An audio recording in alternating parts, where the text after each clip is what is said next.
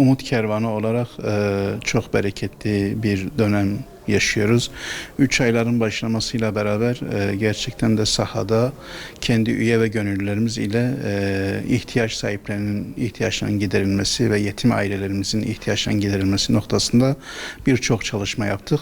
Ancak küresel ekonomik sıkıntının da getirmiş olduğu yükten dolayı ailelerimiz ve toplumumuz çok sıkıntıda ve bizden büyük bir beklenti var.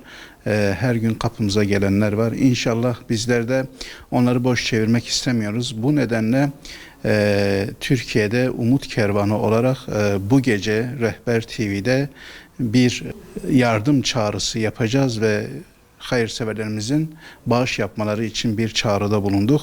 İnşallah oradan gelecek olan bağışlarla bizler hem yurt içinde hem yurt dışında hem yetim ailelerimize hem ihtiyaç sahiplerine hem de medreselerimizdeki talebelerimizin ihtiyaçlarını inşallah gidereceğiz.